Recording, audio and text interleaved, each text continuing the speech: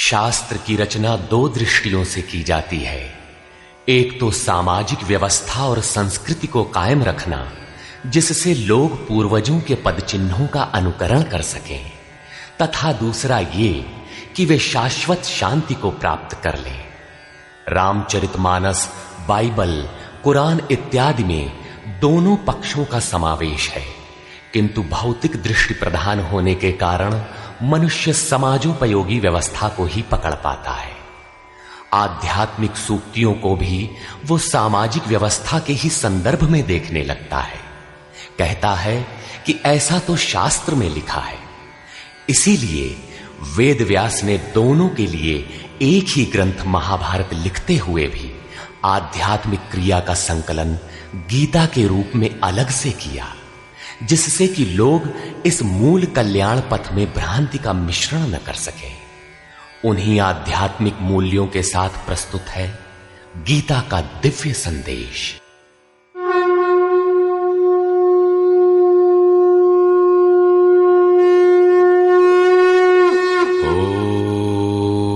ओम श्री परमात्मने नमः।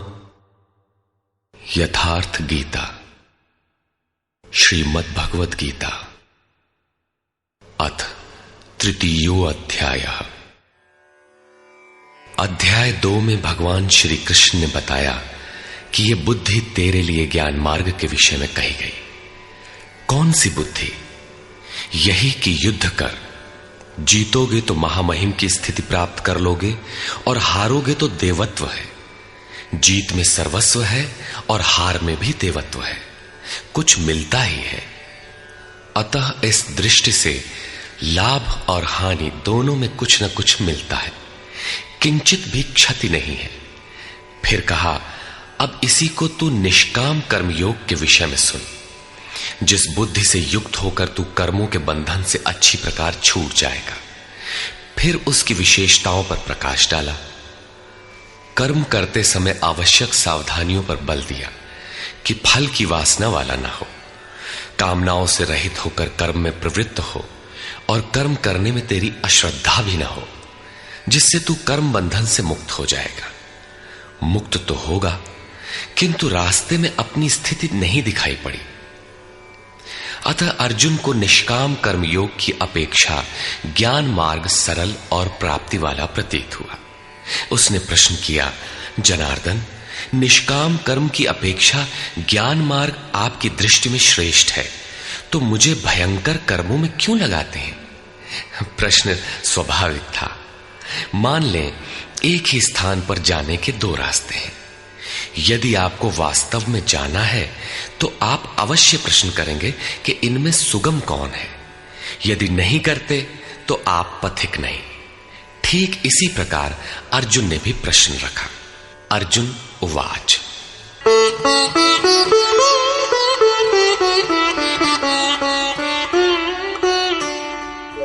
जायसी चेत कर्मणस्ते मता बुद्धिर्जनार्दन तत्किं कर्मणि घोरे मां नियोजयसि केशव। जनों पर दया करने वाले जनार्दन, यदि निष्काम कर्मयोग की अपेक्षा ज्ञान योग आपको श्रेष्ठ मान्य है, तो हे केशव, आप मुझे भयंकर कर्मयोग में क्यों लगाते हैं? निष्काम कर्मयोग में अर्जुन को भयंकरता दिखाई पड़ी, क्योंकि इसमें कर्म करने में ही तेरा अधिकार है, फल में कभी नहीं। कर्म करने में अश्रद्धा भी ना हो और निरंतर समर्पण के साथ योग पर दृष्टि रखते हुए कर्म में लगा रहे। जबकि ज्ञान मार्ग में हारोगे तो देवत्व है, जीतने पर महामहिम स्थिति है। अपनी लाभ हानि स्वयं देखते हुए आगे बढ़ना है। इस प्रकार अर्जुन को निष्काम कर्मयोग की अपेक्षा ज्ञान योग सरल प्रतीत हुआ। इसलिए उसने निवेदन किया,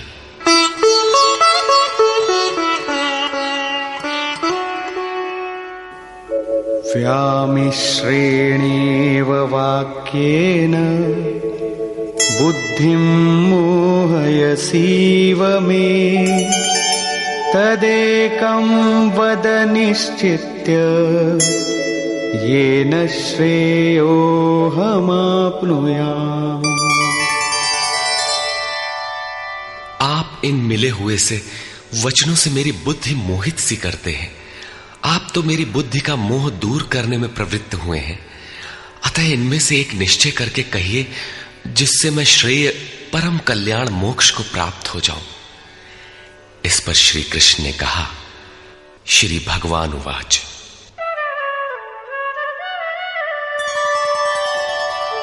लोकेऽस्मिन् द्विविधा निष्ठा पुरा प्रोक्ता मया नघ। ज्ञानयोगेन सांख्यानां कर्मयोगेन योगिनाम्। निष्पाप अर्जुन, इस संसार में सत्य शोध की दो धाराएं मेरे द्वारा पहले कही गई हैं। पहले का तात्पर्य कभी सत्य युग या त्रेता में नहीं, बल्कि अभी जिसे दूसरे अध्याय में कहे आए हैं। ज्ञानियों के लिए ज्ञान मार्ग और योगियों के लिए निष्काम कर्म योग बताया गया है। दोनों ही मार्गों के अनुसार कर्म तो करना ही पड़ेगा, कर्म अनिवार्य है। न कर्मणामनारम्भात् नैष्कर्म्यं पुरुषोऽश्नुते न च सन्न्यसनादेव सिद्धिं समधिगच्छति। अर्जुन, मनुष्य न तो कर्मों को न आरंभ करने से निष्कर्मता की अंतिम स्थिति को प्राप्त होता है और न आरंभ की हुई क्रिया को त्यागने मात्र से भगवत प्राप्ति रूपी परम सिद्धि को ही प्राप्त होता है। अब तुझे ज्ञान मार्ग अच्छा लगे या निष्काम कर्म मार्ग, दोनों में कर्म तो करना ही पड़ेगा। प्रायः इस स्थल पर लोग भगवत पथ में संक्षिप्त मार्ग और बचाव ढूंढने लगते हैं। कर्म आरंभ ही न करें, हो गए निष्कर्मी। कहीं ऐसी भ्रांति न रह जाए, इसलिए श्री कृष्ण बल देते हैं कि कर्मों को न आरंभ करने से कोई निष्कर्म भाव को नहीं प्राप्त होता। शुभाशुभ कर्मों का जहां अंत है, परम निष्कर्मता की उस स्थिति को कर्म करके ही पाया जा सकता है। इसी प्रकार बहुत से लोग कहते हैं, हम तो ज्ञान मार्गी हैं, ज्ञान मार्ग में कर्म है ही नहीं। ऐसा मानकर कर्मों को त्यागने वाले ज्ञानी नहीं होते। आरंभ की हुई क्रिया को त्यागने मात्र से कोई भगवत साक्षात्कार रूपी परम सिद्धि को प्राप्त नहीं होता है, क्योंकि नहि कश्चित् क्षणमपि जातु तिष्ठत्य कर्मकृत् कार्यते ह्यवशः कर्म सर्वः प्रकृतिजैर्गुणैः। कोई भी पुरुष किसी काल में क्षण मात्र भी कर्म किए बिना नहीं रहता, क्योंकि सभी पुरुष प्रकृति से उत्पन्न हुए गुणों द्वारा विवश होकर कर्म करते हैं।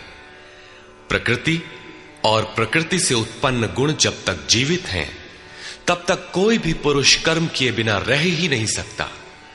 अध्याय 4 के 33वें और 37वें श्लोक में श्री कृष्ण कहते हैं कि यावन मात्र कर्म ज्ञान में समाप्त हो जाते हैं।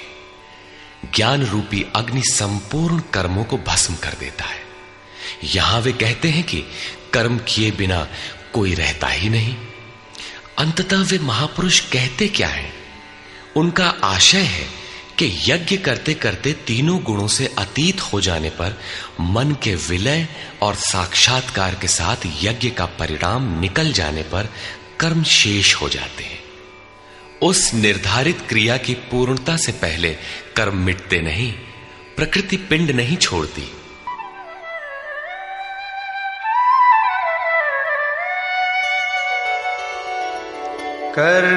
कर्मेन्द्रियाणि संयम्य य आस्ते मनसा स्मरन् इंद्रियार्थान् विमूढ़ात्मा मिथ्याचार स उच्यते। इतने पर भी विशेष रूप से मूढ़ लोग जो कर्मेंद्रियों को हठ से रोककर इंद्रियों के भोगों का मन से स्मरण करते रहते हैं, वे मिथ्याचारी हैं, पाखंडी हैं, न कि ज्ञानी। सिद्ध है कि कृष्ण काल में भी ऐसी रूढ़ियां थीं। लोग करने योग्य क्रिया को छोड़कर इंद्रियों को हठ से रोककर बैठ जाते थे और कहने लगते थे कि मैं ज्ञानी हूं, पूर्ण हूं। किंतु श्री कृष्ण कहते हैं कि वे धूर्त हैं। ज्ञान मार्ग अच्छा लगे या निष्काम कर्म योग, दोनों ही मार्गों में कर्म तो करना ही पड़ेगा।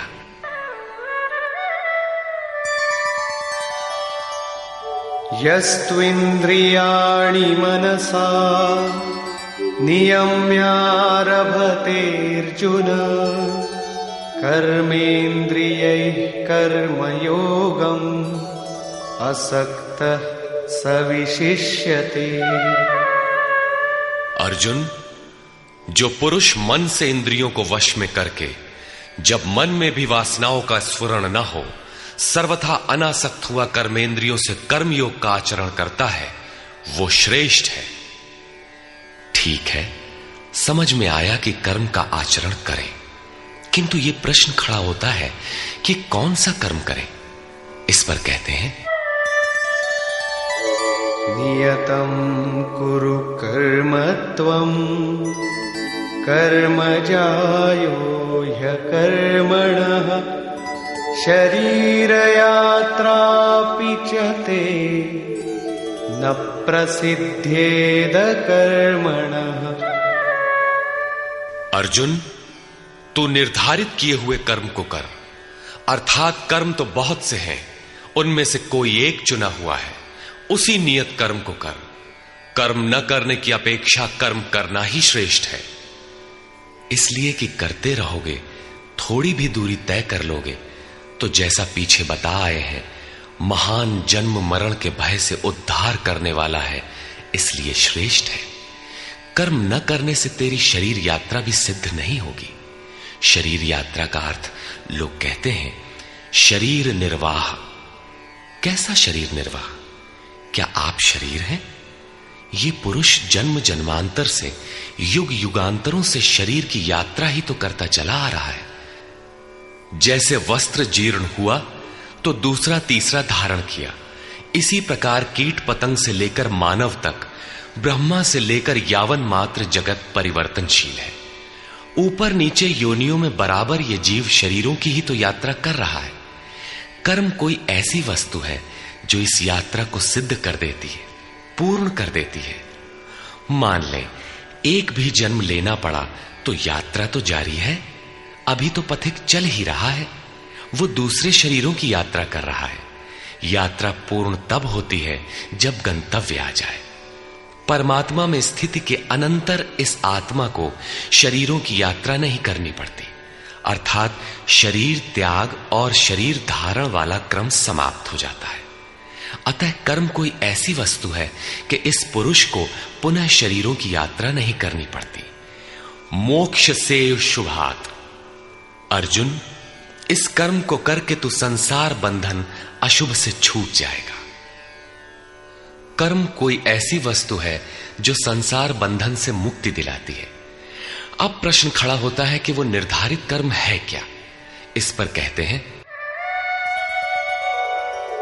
यज्ञार्थात् कर्मणोऽन्यत्र लोकोऽयं कर्म बन्धनः तदर्थं कर्म कौन्तेय मुक्तसंग समाचर। अर्जुन, यज्ञ की प्रक्रिया ही कर्म है। वो हरकत कर्म है जिससे यज्ञ पूर्ण हो। सिद्ध है कि कर्म एक निर्धारित प्रक्रिया है। इसके अतिरिक्त जो कर्म होते हैं, क्या वे कर्म नहीं है? श्री कृष्ण कहते हैं, नहीं, वे कर्म नहीं है। अन्यत्र लोकोयम कर्म बंधनः। इस यज्ञ की प्रक्रिया के अतिरिक्त दुनिया में जो कुछ भी किया जाता है, सारा जगत जिसमें रात दिन व्यस्त है, वो इसी लोक का एक बंधन है, न कि कर्म। कर्म तो मोक्ष से शुभात। अशुभ अर्थात संसार बंधन से छुटकारा दिलाने वाला है। मात्र यज्ञ की प्रक्रिया ही कर्म है। वो हरकत कर्म है जिससे यज्ञ पूरा होता है। अतः अर्जुन, उस यज्ञ की पूर्ति के लिए संग दोष से अलग रहकर भली प्रकार कर्म का आचरण कर। संग दोष से अलग हुए बिना यह कर्म होता ही नहीं। अब हम समझ गए कि यज्ञ की प्रक्रिया ही कर्म है, किंतु यहां पुनः एक नवीन प्रश्न उत्पन्न हो गया कि वो यज्ञ क्या है जिसे किया जाए। इसके लिए पहले यज्ञ को न बताकर श्री कृष्ण बताते हैं कि यज्ञ आया कहां से, ये देता क्या है। उसकी विशेषताओं पर प्रकाश डाला और चौथे अध्याय में जाकर स्पष्ट किया कि यज्ञ क्या है जिसे हम कार्य रूप दें और हमसे कर्म होने लगे।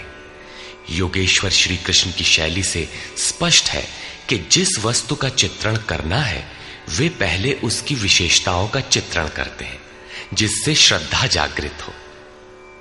तत्पश्चात वे उसमें बरती जाने वाली सावधानियों पर प्रकाश डालते हैं और अंत में मुख्य सिद्धांत प्रतिपादित करते हैं।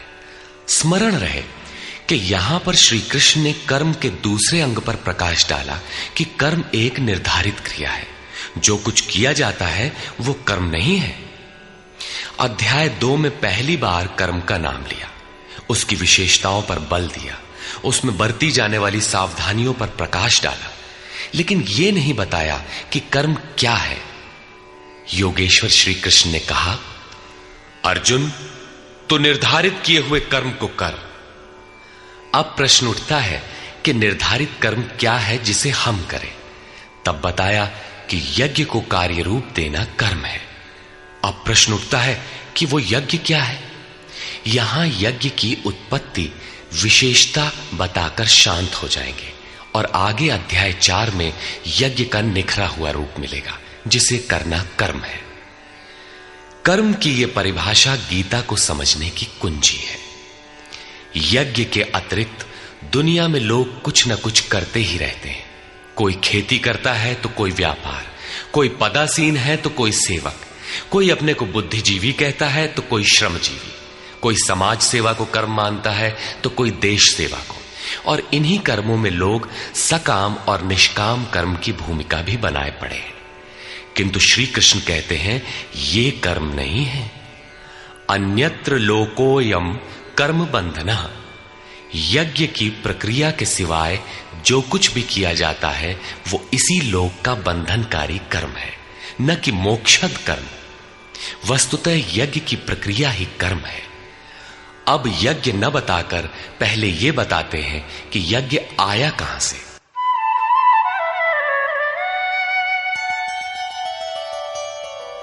सह यज्ञाः प्रजा सृष्ट्वा पुरोवाच प्रजापतिः अनेन प्रसविष्यध्वम् ईशवोस्त्विष्टकामधु।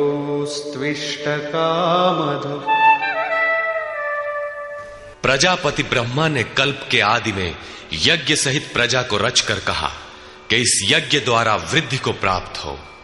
यह यज्ञ तुम लोगों को इष्ट कामधुक, जिसमें अनिष्ट ना हो, विनाश रहित इष्ट संबंधी कामना की पूर्ति करने वाला हो। यज्ञ सहित प्रजा को किसने रचा? प्रजापति ब्रह्मा ने। ब्रह्मा कौन? क्या 4 मुख और 8 आंखों वाला देवता जैसा कि प्रचलित है? नहीं। श्री कृष्ण के अनुसार देवता नाम की कोई अलग सत्ता है ही नहीं। फिर प्रजापति कौन है? वस्तुतः जिसने प्रजा के मूल उद्गम परमात्मा में प्रवेश पा लिया है वो महापुरुष प्रजापति है। बुद्धि ही ब्रह्मा है। अहंकार शिव बुद्धि अज, मन शशि चित्त महान। उस समय बुद्धि यंत्र मात्र होती है। उस महापुरुष की वाणी में परमात्मा ही बोलता है। भजन की वास्तविक क्रिया प्रारंभ हो जाने पर बुद्धि का उत्तरोत्तर उत्थान होता है। प्रारंभ में वो बुद्धि ब्रह्म विद्या से संयुक्त होने के कारण ब्रह्मविद कही जाती है। क्रमशः विकारों का शमन होने पर, ब्रह्म विद्या में श्रेष्ठ होने पर यह ब्रह्म विद्वर कही जाती है। उत्थान और सूक्ष्म हो जाने पर बुद्धि की अवस्था विकसित हो जाती है। वो ब्रह्म विद्वरीयान कहलाती है। उस अवस्था में ब्रह्म विद्वेत्ता पुरुष दूसरों को भी उत्थान मार्ग पर लाने का अधिकार प्राप्त कर लेता है। बुद्धि की पराकाष्ठा है ब्रह्म विद्वरिष्ट, अर्थात ब्रह्मविद की वो अवस्था जिसमें इष्ट प्रवाहित है। ऐसी स्थिति वाले महापुरुष प्रजा के मूल उद्गम परमात्मा में प्रविष्ट और स्थित रहते हैं। ऐसे महापुरुषों की बुद्धि मात्र यंत्र है, वे ही प्रजापति कहलाते हैं। वे प्रकृति के द्वंद्व का विश्लेषण कर आराधना क्रिया की रचना करते हैं। यज्ञ के अनुरूप संस्कारों का देना ही प्रजा की रचना है। इससे पूर्व समाज अचेत अव्यवस्थित रहता है। सृष्टि अनादि है, संस्कार पहले से ही है, किंतु अस्त व्यस्त विकृत है। यज्ञ के अनुरूप उन्हें ढालना ही रचना या सजाना है। ऐसे महापुरुष ने कल्प के आदि में यज्ञ सहित प्रजा की रचना की। कल्प निरोग बनाता है, वैद्य कल्प देते हैं, कोई कायाकल्प करता है। ये क्षणिक शरीरों का कल्प है। वास्तविक कल्प तो तब है जब भवरोग से मुक्ति मिल जाए। आराधना का प्रारंभ इस कल्प की शुरुआत है। आराधना पूर्ण हुई तो आपका कल्प पूरा हो गया। इस प्रकार परमात्म स्वरूपस्थ महापुरुषों ने भजन के प्रारंभ में यज्ञ सहित संस्कारों को सुसंगठित कर कहा कि इस यज्ञ से तुम वृद्धि को प्राप्त हो। कैसी वृद्धि? क्या मकान कच्चे से पक्का बन जाएगा? आय अधिक होने लगेगी? नहीं, यज्ञ इष्ट कामधुक, इष्ट संबंधी कामना की पूर्ति करेगा। इष्ट है परमात्मा, उस परमात्मा संबंधी कामना की पूर्ति वाला है। प्रश्न स्वाभाविक है कि यज्ञ सीधे उस परमात्मा की प्राप्ति करा देगा अथवा क्रम क्रम से चलकर।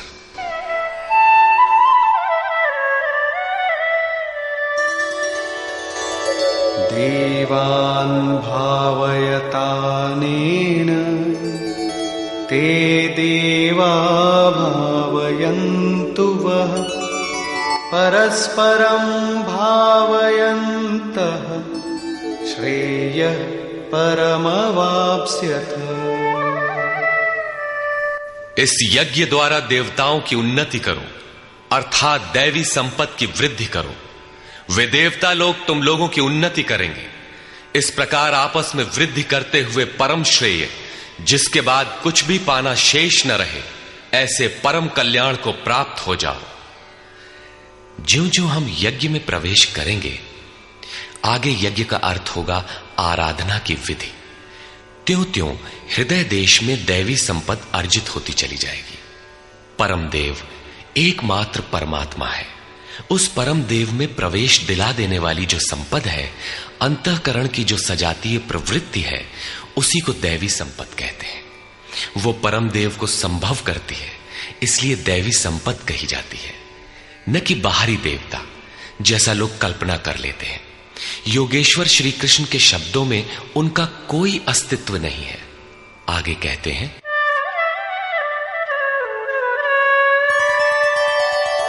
इष्टान् भोगान् हि वो देवा दास्यन्ते यज्ञभाविताः तैर्दत्तान् प्रदायैभ्यो यो भुङ्क्तेस्तेन एव सः।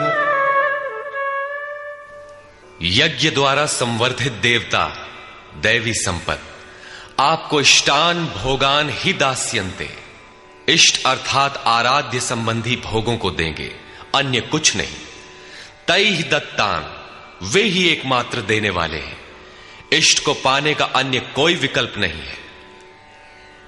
इन दैवी गुणों को बिना बढ़ाए जो इस स्थिति का भोग करता है, वो निश्चय ही चोर है। जब उनसे पाया ही नहीं तो भोगेगा क्या? किंतु कहता अवश्य है कि हम तो तत्वदर्शी हैं। वो निश्चय ही चोर है, न कि प्राप्ति वाला। किंतु पाने वाले क्या पाते हैं? यज्ञशिष्टाशिनः सन्तो मुच्यन्ते सर्वकिल्बिषैः भुञ्जते ते त्वघं पापा ये पचन्त्यात्मकारणात्। यज्ञ से बचे हुए अन्न को खाने वाले संतजन सब पापों से मुक्त हो जाते हैं। दैवी संपत्ति की वृद्धि करते करते परिणाम में प्राप्ति काल ही पूर्ति काल है।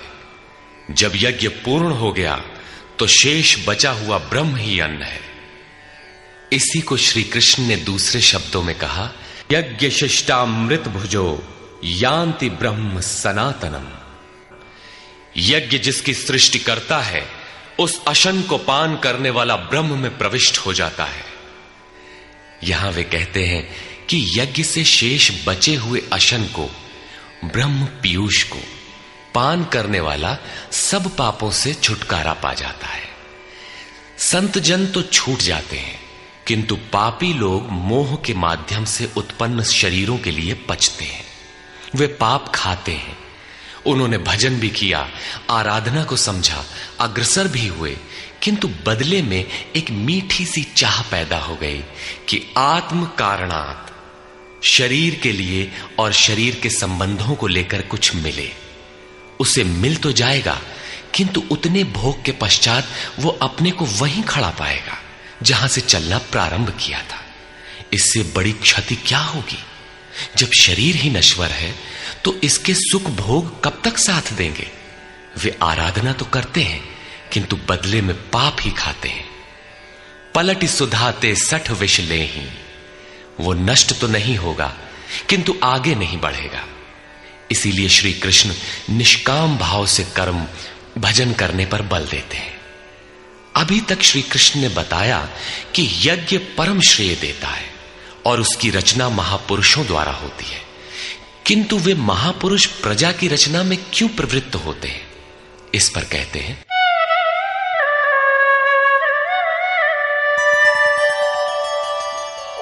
अन्नाद्भवन्ति भूतानि पर्जन्यादन्न संभवः यज्ञाद्भवति पर्जन्यो यज्ञः कर्म समुद्भवः। कर्म ब्रह्मोद्भवं विद्धि ब्रह्माक्षर समुद्भवम् तस्मात् सर्वगतं ब्रह्म नित्यं यज्ञे प्रतिष्ठितम्। संपूर्ण प्राणी अन्न से उत्पन्न होते हैं। अन्नम ब्रह्म व्यजानात्, अन्न परमात्मा ही है। उस ब्रह्म पीयूष को ही उद्देश्य बनाकर प्राणी यज्ञ की ओर अग्रसर होता है। अन्न की उत्पत्ति वृष्टि से होती है, बादलों से होने वाली वर्षा नहीं, अपितु कृपा वृष्टि। पूर्व संचित यज्ञ कर्म ही कृपा के रूप में बरस पड़ता है। आज की आराधना कल कृपा के रूप में मिलेगी, इसीलिए वृष्टि यज्ञ से होती है।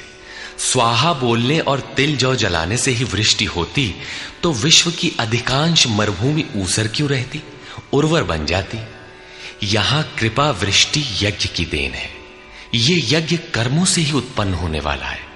कर्म से यज्ञ पूर्ण होता है। उस कर्म को वेद से उत्पन्न हुआ जान। वेद ब्रह्म स्थित महापुरुष की वाणी है। जो तत्व विदित नहीं है उसकी प्रत्यक्ष अनुभूति का नाम वेद है, न कि कुछ श्लोक संग्रह।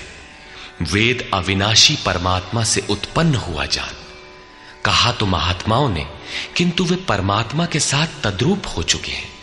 उनके माध्यम से अविनाशी परमात्मा ही बोलता है, इसलिए वेद अपौरुषेय कहे जाते हैं।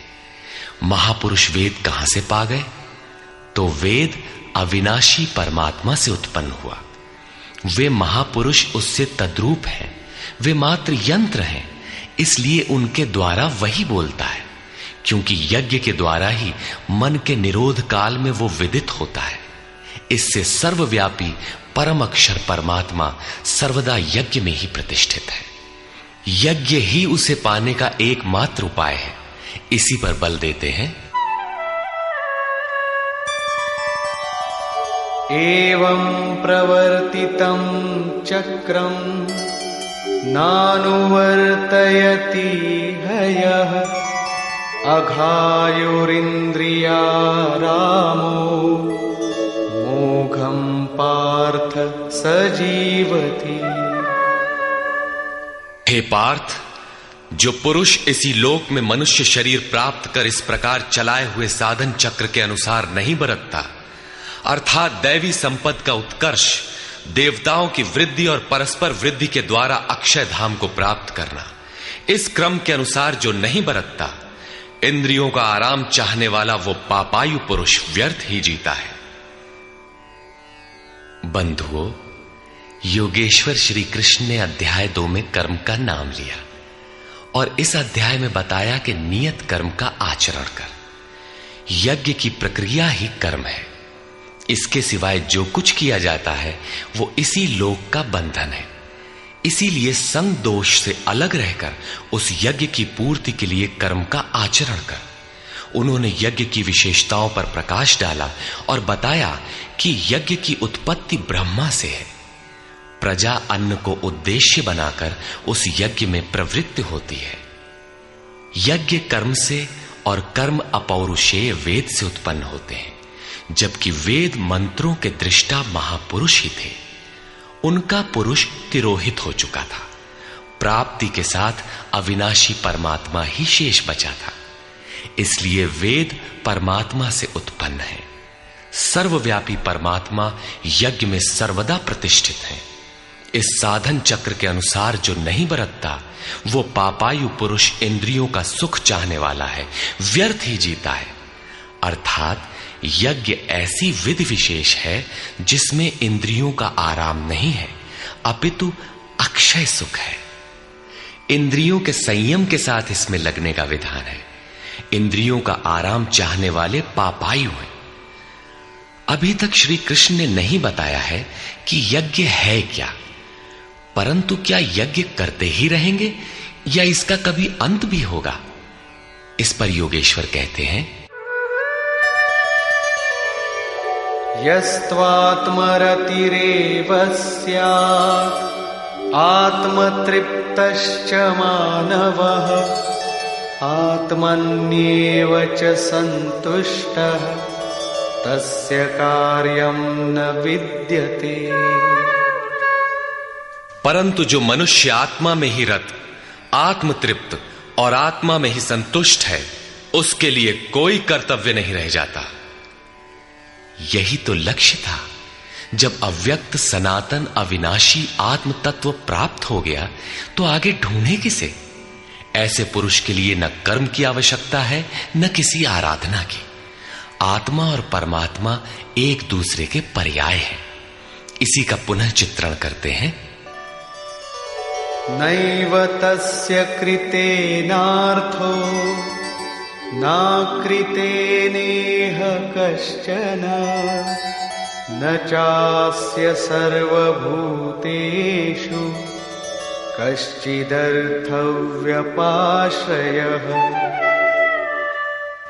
इस संसार में उस पुरुष का किए जाने से कोई लाभ नहीं है और न छोड़ देने से कोई हानि है। जबकि पहले आवश्यक था, उसका संपूर्ण प्राणियों में कोई स्वार्थ संबंध नहीं रह जाता। आत्मा ही तो शाश्वत, सनातन, अव्यक्त, अपरिवर्तनशील और अक्षय है। जब उसी को पा लिया, उसी से संतुष्ट, उसी से तृप्त, उसी में ओतप्रोत और स्थित है, आगे कोई सत्ता ही नहीं तो किसको खोजें? मिलेगा क्या? उस पुरुष के लिए कर्म छोड़ देने से कोई हानि भी नहीं है, क्योंकि विकार जिस पर अंकित होते हैं वो चित्त ही न रहा। उसका संपूर्ण भूतों में बाह्य जगत और आंतरिक संकल्पों की परत में लेश मात्र भी अर्थ नहीं रहता। सबसे बड़ा अर्थ तो था परमात्मा। जब वही उपलब्ध है तो दूसरों से उसका क्या प्रयोजन होगा? तस्मादसक्तः सततं कार्यं कर्म समाचर असक्तो ह्याचरन् कर्म परमाप्नोति पुरुषः। इस स्थिति को प्राप्त करने के लिए तू अनासक्त हुआ। निरंतर कार्यम कर्म, जो करने योग्य कर्म है उस कर्म को अच्छी प्रकार कर, क्योंकि अनासक्त पुरुष कर्म के आचरण से परमात्मा को प्राप्त होता है। नियत कर्म कार्यम कर्म एक ही है। कर्म की प्रेरणा देते हुए वे कहते हैं,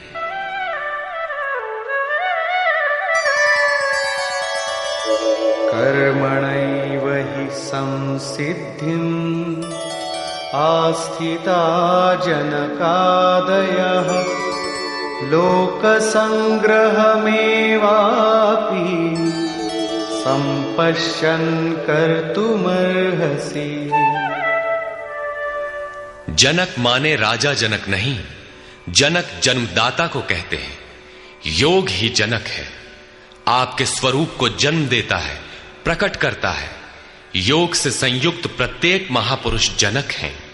ऐसे योग संयुक्त बहुत से ऋषियों जनकादयः जनक इत्यादि ज्ञानी जन महापुरुष भी कर्मणा एव संसिद्धिम कर्मों के द्वारा ही परम सिद्धि को प्राप्त हुए हैं। परम सिद्धि माने परम तत्व परमात्मा की प्राप्ति। जनक इत्यादि जितने भी पूर्व में होने वाले महर्षि हुए हैं, इस कार्यम कर्म के द्वारा जो यज्ञ की प्रक्रिया है, इस कर्म को करके ही संसिद्धिम परम सिद्धि को प्राप्त हुए। किंतु प्राप्ति के पश्चात वे भी लोक संग्रह को देखकर कर्म करते हैं, लोकहित को चाहते हुए कर्म करते हैं। अतः तू भी प्राप्ति के पश्चात लोकनायक बनने के लिए कार्य करने के ही योग्य है। क्यों?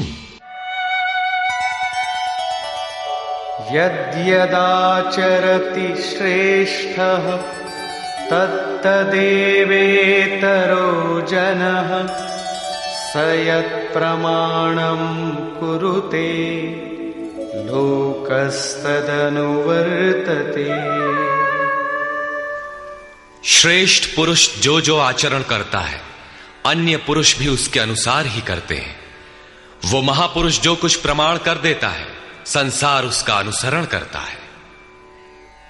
पहले श्री कृष्ण ने स्वरूप में स्थित आत्मतृप्त महापुरुष की रहनी पर प्रकाश डाला कि उसके लिए कर्म किए जाने से न कोई लाभ और न छोड़ने से कोई हानि।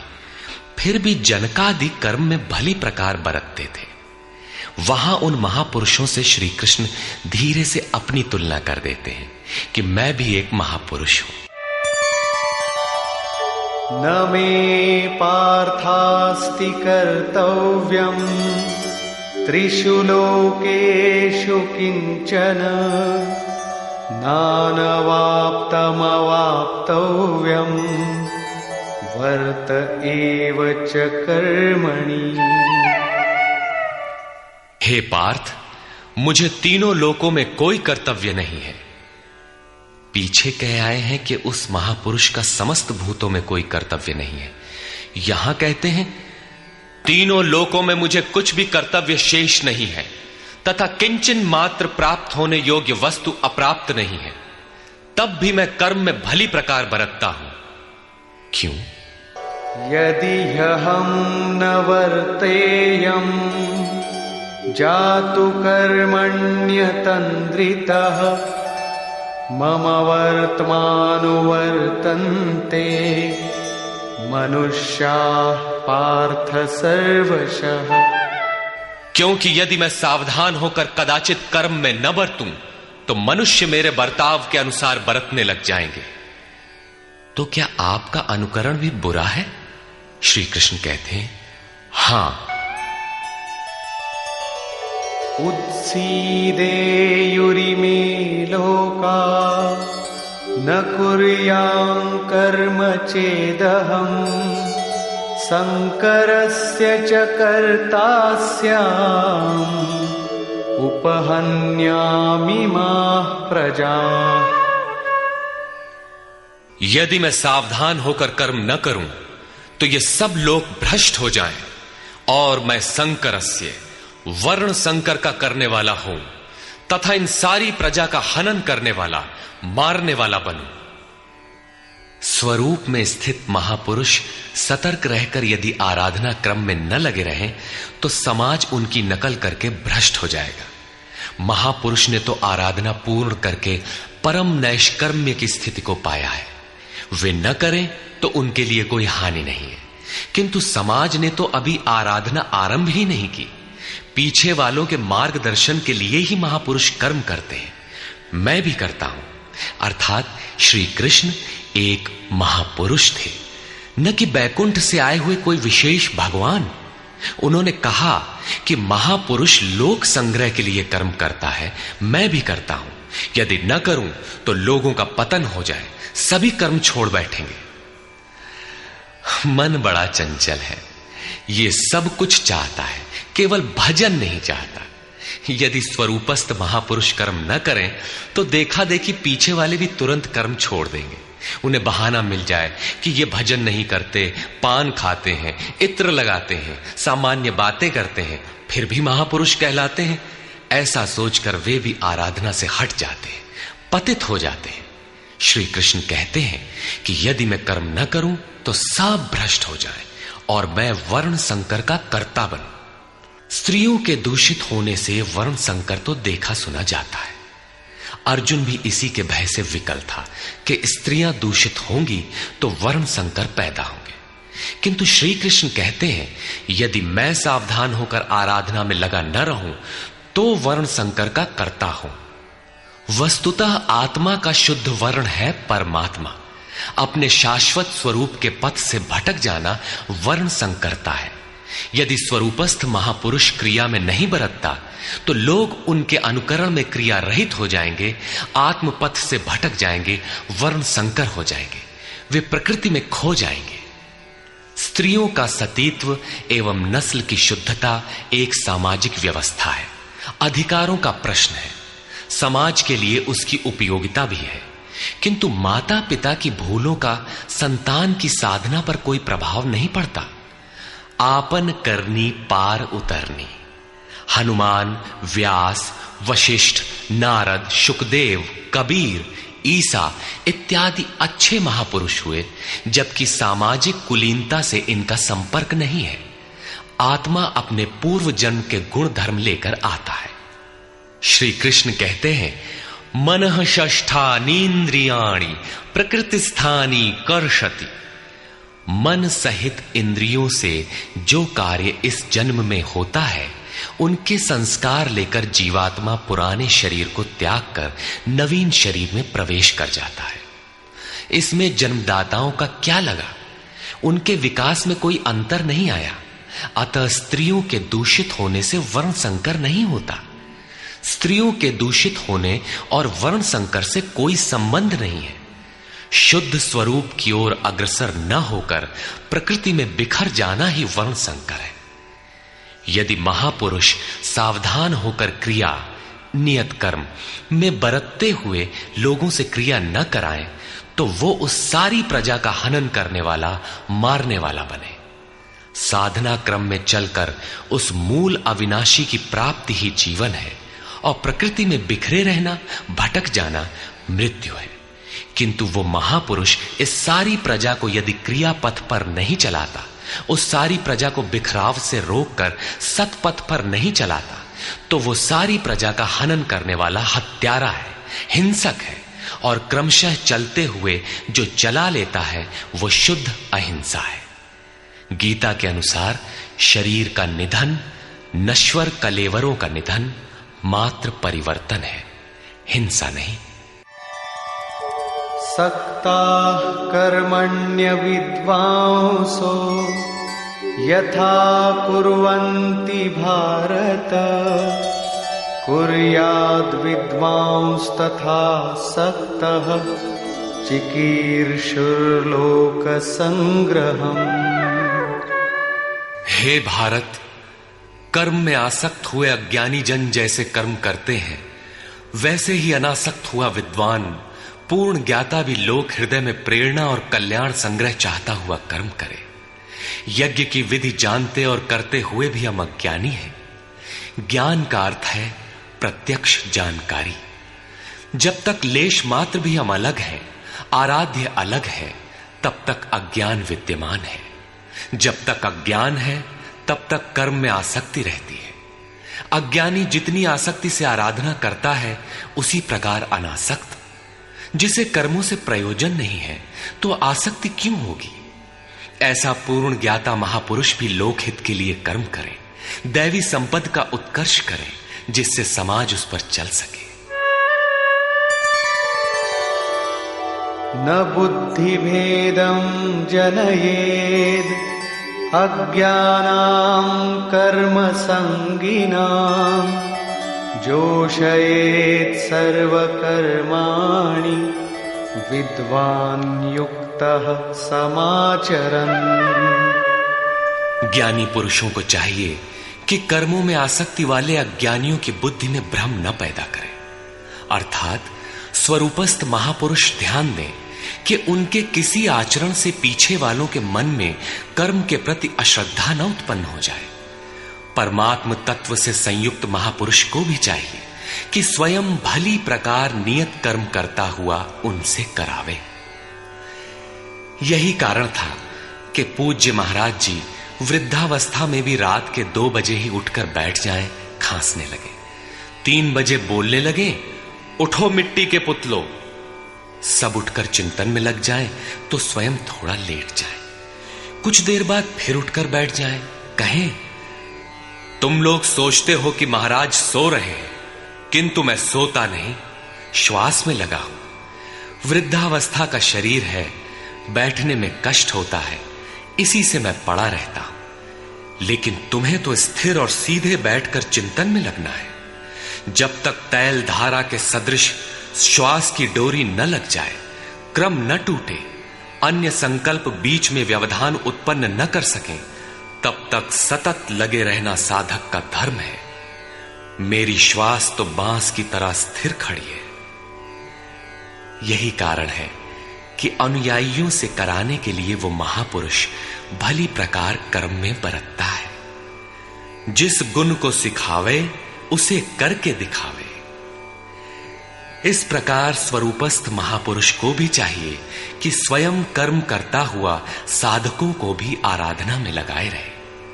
साधक भी श्रद्धापूर्वक आराधना में लगे, किंतु चाहे ज्ञान योगी हो अथवा समर्पण भाव वाला निष्काम कर्म योगी हो, साधक में साधना का अहंकार नहीं आना चाहिए।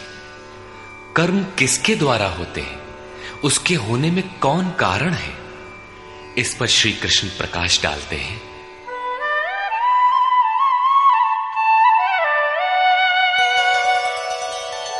प्रकृते क्रियमाणानि गुणैः कर्माणि सर्वशः अहंकार विमूढ़ात्मा कर्ताहमिति मन्यते। आरंभ से पूर्ति पर्यंत संपूर्ण कर्म प्रकृति के गुणों द्वारा किए जाते हैं। फिर भी अहंकार से विशेष मूढ़ पुरुष मैं करता हूं ऐसा मान लेता है। यह कैसे माना जाए कि आराधना प्रकृति के गुणों द्वारा होती है? ऐसा किसने देखा? इस पर कहते हैं, तत्ववित्तु महाबाहो गुणकर्म विभागयोः गुणागुणेषु वर्तन्ते इति मत्वा न सज्जते। हे महाबाहु, गुण और कर्म के विभाग को तत्वविद परम तत्व परमात्मा की जानकारी वाले महापुरुषों ने देखा और संपूर्ण गुण गुणों में बरत रहे हैं। ऐसा मानकर वे गुण और कर्मों के कर्तापन में आसक्त नहीं होते। यहां तत्व का अर्थ परम तत्व परमात्मा है, न कि 5 या 25 तत्व जैसा कि लोग गणना करते हैं। योगेश्वर श्री कृष्ण के शब्दों में तत्व एकमात्र परमात्मा है, अन्य कोई तत्व है ही नहीं। गुणों को पार करके परम तत्व परमात्मा में स्थित महापुरुष गुण के अनुसार कर्मों का विभाजन देख पाते हैं। तामसी गुण रहेगा तो उसका कार्य होगा आलस्य, निद्रा, प्रमाद, कर्म में प्रवृत्त न होने का स्वभाव। राजसी गुण रहेंगे तो आराधना में पीछे न हटने का स्वभाव, शौर्य, स्वामी भाव से कर्म होगा। और सात्विक गुण कार्यरत होने पर ध्यान, समाधि, अनुभवी उपलब्धि, धारावाहिक चिंतन, सरलता स्वभाव में होगी। गुण परिवर्तनशील है। प्रत्यक्षदर्शी ज्ञानी ही देख पाता है कि गुणों के अनुरूप कर्मों का उत्कर्ष अपकर्ष होता है। गुण अपना कार्य करा लेते हैं, अर्थात गुण गुणों में बरतते हैं। ऐसा समझकर वो प्रत्यक्ष दृष्टा कर्म में आसक्त नहीं होता। किंतु जिसने गुणों का पार नहीं पाया, जो अभी रास्ते में है, उन्हें तो कर्म में आसक्त रहना है। इसलिए प्रकृतेर्गुण सम्मूढ़ाः सज्जन्ते गुणकर्मसु तान् कृत्स्नविदो मंदान् कृत्स्नविन्न विचालयेत्। प्रकृति के गुणों से मोहित हुए पुरुष गुण और कर्मों में क्रमशः निर्मल गुणों की ओर उन्नति देखकर उनमें आसक्त होते हैं। उन अच्छी प्रकार न समझने वाले मंदान शिथिल प्रयत्न वालों को अच्छी प्रकार जानने वाला ज्ञानी चलायमान न करे। उन्हें हतोत्साहित न करे, बल्कि प्रोत्साहन दे, क्योंकि कर्म करके ही उन्हें परम नैष्कर्म्य की स्थिति पाना है। अपनी शक्ति और स्थिति का आकलन करके कर्म में प्रवृत्त होने वाले ज्ञान मार्गी साधकों को चाहिए कि कर्म को गुणों की देन माने, अपने को कर्ता मानकर अहंकारी न बन जाए। निर्मल गुणों को प्राप्त होने पर भी उनमें आसक्त न हो। किंतु निष्काम कर्मयोगी को कर्म और गुणों के विश्लेषण में समय देने की कोई आवश्यकता नहीं है। उसे तो बस समर्पण के साथ कर्म करते जाना है। कौन गुण आ जा रहा है, ये देखना इष्ट की जिम्मेदारी हो जाती है।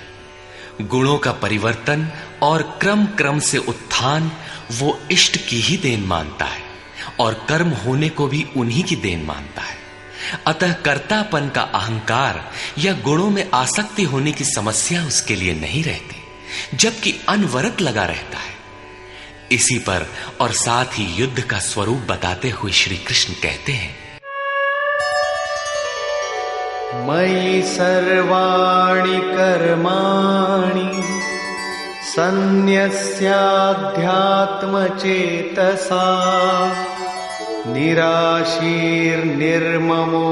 भूत्वा युध्यस्व विगतज्वरः। इसलिए अर्जुन, तू अध्यात्म चेतसा अंतरात्मा में चित्त का निरोध करके ध्यानस्थ होकर संपूर्ण कर्मों का मुझ में अर्पण करके आशा रहित, ममता रहित और संताप रहित होकर युद्ध कर। जब चित्त ध्यान में स्थित है, लेश मात्र भी कहीं आशा नहीं, कर्म में ममत्व नहीं है, असफलता का संताप नहीं है, तो वो पुरुष कौन सा युद्ध करेगा?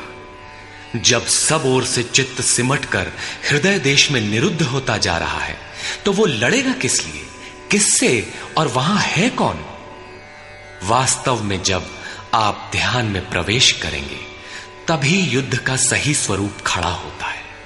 तो काम क्रोध, राग द्वेष, आशा तृष्णा इत्यादि विकारों का समूह, विजातीय प्रवृत्तियां जो कुरु कहलाती हैं, संसार में प्रवृत्ति देती ही रहती हैं। बाधा के रूप में भयंकर आक्रमण करती हैं। बस इनका पार पाना ही युद्ध है। इनको मिटाते हुए अंतरात्मा में सिमटते जाना, ध्यानस्थ होते जाना ही यथार्थ युद्ध है। इसी पर पुनः बल देते हैं, ये मे मतमिदं नित्यम् अनुतिष्ठन्ति मानवाः श्रद्धावन्तो न सूयन्तो मुच्यन्ते तेऽपि कर्मभिः। अर्जुन, जो कोई मनुष्य दोष दृष्टि से रहित होकर श्रद्धा भाव समर्पण से संयुक्त हुआ, सदा मेरे इस मत के अनुसार बरतते हैं कि युद्ध कर, वे पुरुष भी संपूर्ण कर्मों से छूट जाते हैं। योगेश्वर का यह आश्वासन किसी हिंदू, मुसलमान या ईसाई के लिए नहीं, अपितु मानव मात्र के लिए है। उनका मत है कि युद्ध कर। इससे ऐसा प्रतीत होता है कि ये उपदेश युद्ध वालों के लिए था। अर्जुन के समक्ष तो सौभाग्य से विश्व युद्ध की संरचना थी। आपके सामने तो कोई युद्ध नहीं है। आप गीता के पीछे क्यों पड़े हैं? क्योंकि कर्मों से छूटने का उपाय तो युद्ध करने वालों के लिए है, किंतु ऐसा कुछ नहीं है। वस्तुतः ये अंतर्देश की लड़ाई है। क्षेत्र और क्षेत्रज्ञ का, विद्या और अविद्या का, धर्म क्षेत्र और कुरुक्षेत्र का संघर्ष है। आप ज्यों-ज्यों ध्यान में चित्त का निरोध करेंगे, विजातीय प्रवृत्ति बाधा के रूप में प्रत्यक्ष होती है, भयंकर आक्रमण करती है। उसका शमन करते हुए चित्त का निरोध करते जाना ही युद्ध है। जो दोष दृष्टि से रहित होकर श्रद्धा के साथ इस युद्ध में लगता है, वो कर्मों के बंधन से, आवागमन से भली प्रकार छुटकारा पा जाता है। जो इस युद्ध में प्रवृत्त नहीं होता, उसकी क्या गति होती है? इस पर कहते हैं, ये त्वेतदभ्यसूयन्तो नानुतिष्ठन्ति मे मतम् सर्वज्ञानविमूढांस्तान् विद्धि नष्टान चेतसः। जो दोष दृष्टि वाले अचेतसः, मोह निशा में अचेत लोग मेरे इस मत के अनुसार नहीं बरतते, अर्थात ध्यानस्थ होकर आशा, ममता, संताप रहित होकर समर्पण के साथ युद्ध नहीं करते।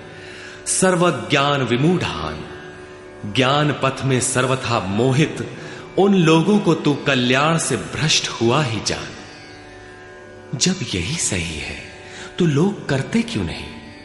इस पर कहते हैं, सदृशं चेष्टते स्वस्याः प्रकृतेर्ज्ञानवानपि प्रकृतिं यान्ति भूतानि निग्रहः किं करिष्यति। सभी प्राणी अपनी प्रकृति को प्राप्त होते हैं, अपने स्वभाव से परवश होकर कर्म में भाग लेते हैं। प्रत्यक्षदर्शी ज्ञानी भी अपनी प्रकृति के अनुसार चेष्टा करता है। प्राणी अपने कर्मों में बरतते हैं और ज्ञानी अपने स्वरूप में। जैसा जिसकी प्रकृति का दबाव है, वैसा ही कार्य करता है। यह स्वयं सिद्ध है। इसमें निराकरण कोई क्या करेगा? यही कारण है कि सभी लोग मेरे मत के अनुसार कर्म में प्रवृत्त नहीं हो पाते। वे आशा, ममता, संताप का, दूसरे शब्दों में राग द्वेष का त्याग नहीं कर पाते, जिससे कर्म का सम्यक आचरण नहीं हो पाता। इसी को और स्पष्ट करते हैं और दूसरा कारण बताते हैं, इंद्रियस्येन्द्रियस्यार्थे रागद्वेषौ व्यवस्थितौ तयोर्न वशमागच्छेत् तौ ह्यस्य परिपन्थिनौ। इंद्रिय और इंद्रियों के भोगों में राग और द्वेष स्थित हैं। इन दोनों के वश में नहीं होना चाहिए, क्योंकि इस कल्याण मार्ग में कर्मों से छूट जाने वाली प्रणाली में ये राग और द्वेष दुर्धर्ष शत्रु हैं, आराधना का अपहरण कर ले जाते हैं। जब शत्रु भीतर हैं, तो बाहर कोई किसी से क्यों लड़ेगा? शत्रु तो इंद्रिय और भोगों के संसर्ग में है, अंतःकरण में है।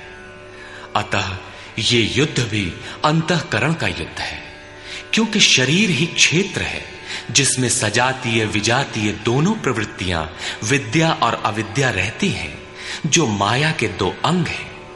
इन्हीं प्रवृत्तियों का पार पाना, सजातीय प्रवृत्ति को साध कर विजातीय का अंत करना युद्ध है। विजातीय समाप्त होने पर सजातीय का उपयोग समाप्त हो जाता है। स्वरूप का स्पर्श करके सजातीय का भी उसके अंतराल में विलय हो जाना, इस प्रकार प्रकृति का पार पाना युद्ध है, जो ध्यान में ही संभव है।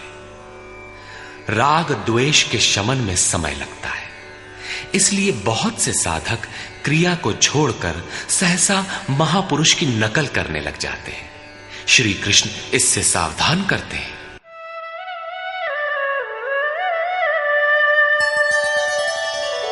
श्रेयान् स्वधर्मो विगुणः परधर्मात् स्वनुष्ठिता स्वधर्मे निधनं श्रेयः परधर्मो भयावह।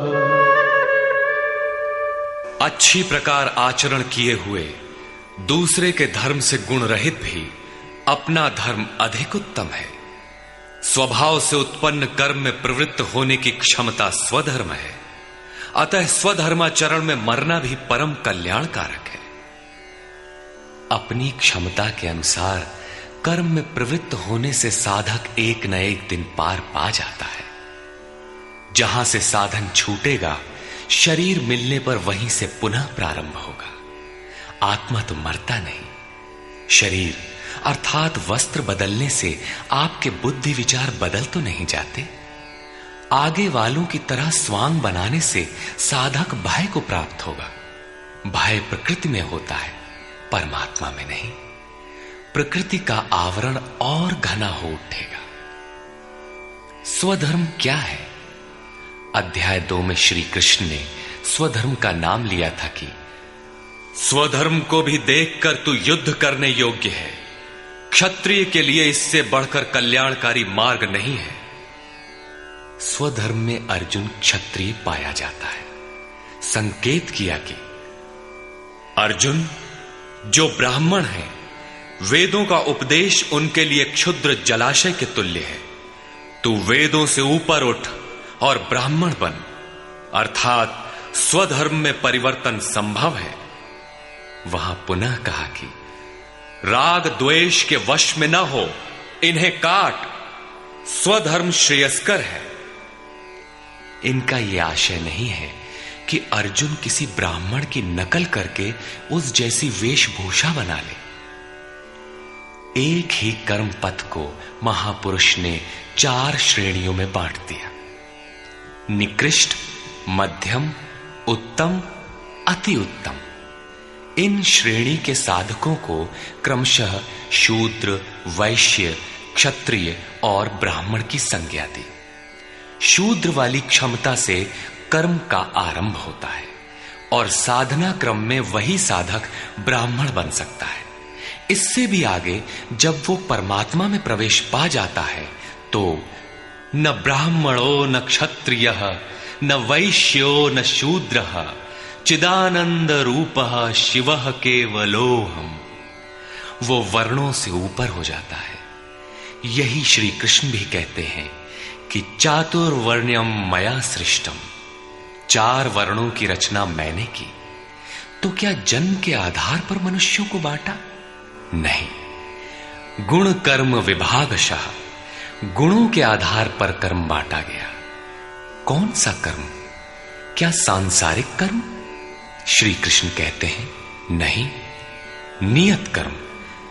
नियत कर्म क्या है? वो है यज्ञ की प्रक्रिया जिसमें होता है श्वास में प्रश्वास का हवन, प्रश्वास का श्वास में हवन, इंद्रिय संयम इत्यादि, जिसका शुद्ध अर्थ है योग साधना, आराधना। इस आराधना कर्म को ही 4 श्रेणियों में बांटा गया। जैसी क्षमता वाला पुरुष हो उसे उसी श्रेणी से प्रारंभ करना चाहिए। यही सबका अपना अपना स्वधर्म है। यदि वो आगे वालों की नकल करेगा तो भय को प्राप्त होगा। सर्वथा नष्ट तो नहीं होगा, क्योंकि इसमें बीज का नाश तो नहीं होता। हां, वो प्रकृति के दबाव से भयाक्रांत, दीनहीन अवश्य हो जाएगा। शिशु कक्षा का विद्यार्थी स्नातक कक्षा में बैठने लगे तो स्नातक क्या बनेगा? वो प्रारंभिक वर्णमाला से भी वंचित रह जाएगा। अर्जुन प्रश्न रखता है कि मनुष्य स्वधर्म का आचरण क्यों नहीं कर पाता? अर्जुन उवाच अथ केन प्रयुक्तोऽयं पापं चरति पूरुषः अनिच्छन्नपि वार्ष्णेय बलादिव नियोजितः। हे कृष्ण, फिर ये पुरुष बरबस घसीट कर लगाए हुए के सदृश न चाहता हुआ भी किसकी प्रेरणा से पाप का आचरण करता है? आपके मत के अनुसार क्यों नहीं चल पाता? इस पर योगेश्वर श्री कृष्ण कहते हैं, श्री भगवान उवाच। काम एष क्रोध एष रजो गुण समुद्भवः महाशनो महापाप्मा विद्येनमिह वैरिणम्। अर्जुन, रजोगुण से उत्पन्न ये काम और ये क्रोध अग्नि के समान भोग भोगने से कभी न तृप्त होने वाले बड़े पापी हैं। काम क्रोध राग द्वेष के ही पूरक है। अभी मैंने जिसकी चर्चा की थी, इस विषय में तू इनको ही शत्रु जान। अब इनका प्रभाव बताते हैं।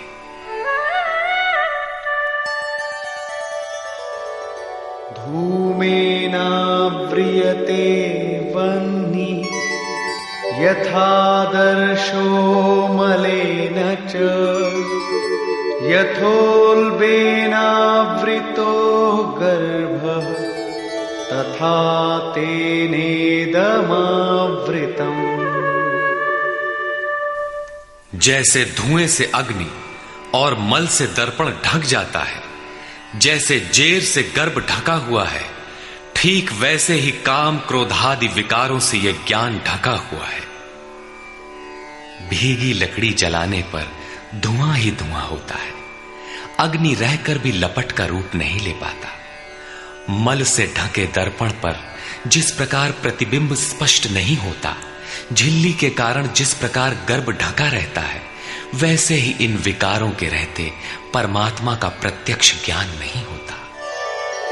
आवृतं ज्ञानमेतेन ज्ञानिनो नित्यवैरिणा कामरूपेण कौन्तेय दुष्पूरेणानलेन च। कौन्तेय, अग्नि के समान भोगों से न तृप्त होने वाले ज्ञानियों के निरंतर बैरी इस काम से ज्ञान ढका हुआ है। अभी तो श्री कृष्ण ने काम और क्रोध दो शत्रु बताए। प्रस्तुत श्लोक में वे केवल एक शत्रु काम का नाम लेते हैं। वस्तुतः काम में क्रोध का अंतर्भाव है। कार्य पूर्ण होने पर क्रोध समाप्त हो जाता है, किंतु कामना समाप्त नहीं होती। कामना पूर्ति में व्यवधान पड़ते ही क्रोध पुनः उभर आता है। काम के अंतराल में क्रोध भी निहित है। इस शत्रु का निवास कहां है? इसे ढूंढे कहां? निवास जान लेने पर इसे समूल नष्ट करने से सुविधा रहेगी। इस पर श्री कृष्ण कहते हैं,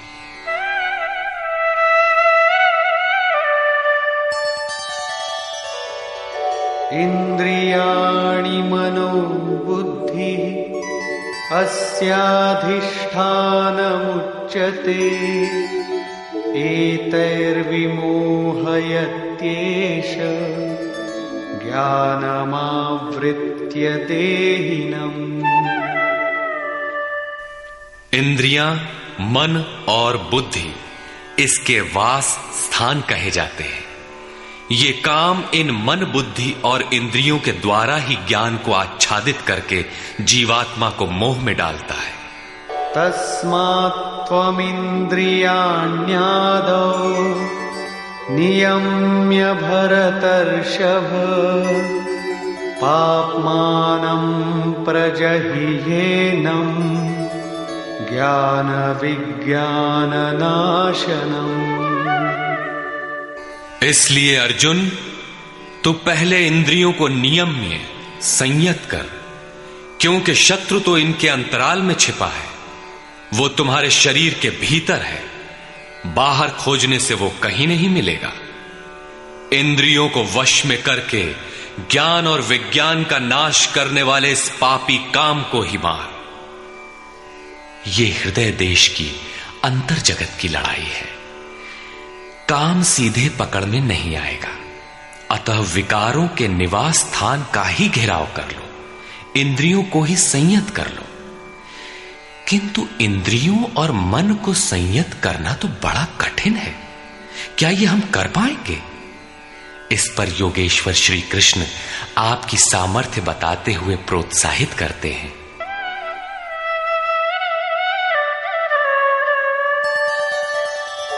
इंद्रियाणि पराण्याहुः इंद्रियेभ्यः परं मनः मनसस्तु परा बुद्धिः यो बुद्धेः परतस्तु सः।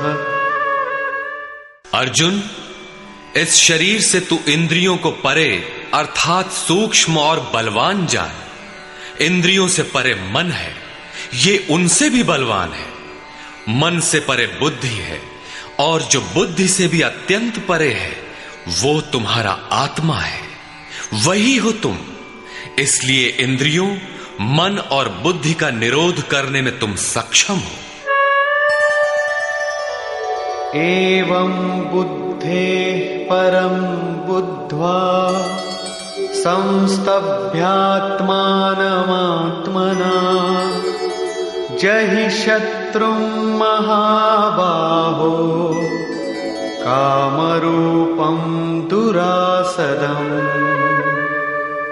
इस प्रकार बुद्धि से परे अर्थात सूक्ष्म और बलवान अपने आत्मा को जानकर, आत्म बल को समझकर, बुद्धि के द्वारा अपने मन को वश में करके अर्जुन इस काम रूपी दुर्जय शत्रु को मार।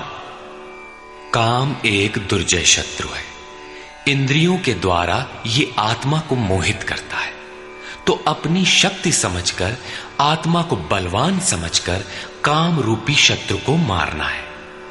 कहने की आवश्यकता नहीं है कि ये शत्रु आंतरिक है और युद्ध भी अंतर्देश का ही है।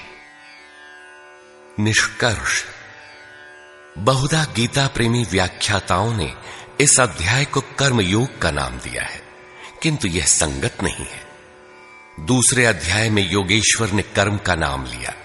उन्होंने कर्म के महत्व का प्रतिपादन कर उसमें कर्म जिज्ञासा जागृत की, और इस अध्याय में उन्होंने कर्म को परिभाषित किया कि यज्ञ की प्रक्रिया ही कर्म है।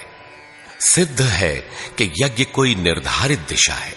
इसके अतिरिक्त जो कुछ भी किया जाता है वह इसी लोक का बंधन है। श्री कृष्ण जिसे कहेंगे वह कर्म मोक्ष्यसे अशुभात्, संसार बंधन से छुटकारा दिलाने वाला कर्म है। श्री कृष्ण ने यज्ञ की उत्पत्ति बताई, वह देता क्या है, उसकी विशेषताओं का चित्रण किया, यज्ञ करने पर बल दिया। उन्होंने कहा इस यज्ञ की प्रक्रिया ही कर्म है। जो नहीं करते वे पापायु, आराम चाहने वाले व्यर्थ जीते हैं। पूर्व में होने वाले महर्षियों ने भी इसे करके ही परम नैष्कर्म्य सिद्धि को पाया। वे आत्मतृप्त हैं, उनके लिए कर्म की आवश्यकता नहीं है। फिर भी पीछे वालों के मार्गदर्शन के लिए वे भी कर्म में भली प्रकार लगे रहते थे। उन महापुरुषों से श्री कृष्ण ने अपनी तुलना की कि मेरा भी अब कर्म करने से कोई प्रयोजन नहीं है, किंतु मैं भी पीछे वालों के हित के लिए ही कर्म में बरतता हूं। श्री कृष्ण ने स्पष्ट अपना परिचय दिया कि वे एक योगी थे। उन्होंने कर्म में प्रवृत्त साधकों को चलायमान न करने को कहा, क्योंकि कर्म करके ही उन साधकों को स्थिति प्राप्त करनी है। यदि नहीं करेंगे तो नष्ट हो जाएंगे। इस कर्म के लिए ध्यानस्थ होकर युद्ध करना है। आंखें बंद हैं, इंद्रियों से सिमटकर चित्त का निरोध हो चला तो युद्ध कैसा। उस समय काम, क्रोध, राग, द्वेष बाधक होते हैं। इन विजातीय प्रवृत्तियों का पार पाना ही युद्ध है। आसुरी संपद कुरुक्षेत्र विजातीय प्रवृत्ति को शनैः शनैः छांटते हुए ध्यानस्थ होते जाना ही युद्ध है। वस्तुतः ध्यान में ही युद्ध है। यही इस अध्याय का सारांश है, जिसमें न कर्म बताया न यज्ञ। यदि यज्ञ समझ में आ जाए तो कर्म समझ में आए। अभी तो कर्म समझाया ही नहीं गया। इस अध्याय में केवल स्थित प्रज्ञ महापुरुष के प्रशिक्षणात्मक पहलू पर बल दिया गया। यह तो गुरुजनों के लिए निर्देश है। वे न भी करें तो उन्हें कोई क्षति नहीं, और न ऐसा करने में उनका अपना कोई लाभ ही है। किंतु जिन साधकों को परम गति अभीष्ट है, उनके लिए विशेष कुछ कहा ही नहीं। तो यह कर्मयोग कैसे है? कर्म का स्वरूप भी स्पष्ट नहीं है जिसे किया जाए, क्योंकि यज्ञ की प्रक्रिया ही कर्म है। अभी तक उन्होंने इतना ही बताया, यज्ञ तो बताया नहीं। कर्म का स्वरूप स्पष्ट कहां हुआ? हां, युद्ध का यथार्थ चित्रण गीता में यहीं पाया जाता है। संपूर्ण गीता पर दृष्टिपात करें तो अध्याय 2 में कहा कि शरीर नाशवान है, अतः युद्ध कर। गीता में युद्ध का यही ठोस कारण बताया गया। आगे ज्ञान योग के संदर्भ में क्षत्रिय के लिए युद्ध ही कल्याण का एकमात्र साधन बताया गया, और कहा कि यह बुद्धि तेरे लिए ज्ञान योग के विषय में कही गई। कौन सी बुद्धि? यही कि हार जीत दोनों दृष्टियों में लाभ ही है, ऐसा समझकर युद्ध कर। फिर अध्याय 4 में कहा कि योग में स्थित रहकर हृदय में स्थित अपने संशय को ज्ञान रूपी तलवार द्वारा काट। वह तलवार योग में है। अध्याय 5 से 10 तक युद्ध की चर्चा तक नहीं है। 11वें अध्याय में केवल इतना कहा कि ये शत्रु मेरे द्वारा पहले से ही मारे गए हैं। तू निमित्त मात्र होकर खड़ा भर हो जा, यश को प्राप्त कर। ये तुम्हारे बिना भी मारे हुए हैं, प्रेरक करा लेगा। तू इन मुर्दों को ही मार। अध्याय 15 में संसार सुविरूढ़ मूल वाला पीपल वृक्ष जैसा कहा गया, जिसे असंगता रूपी शस्त्र द्वारा काटकर उस परम पद को खोजने का निर्देश मिला।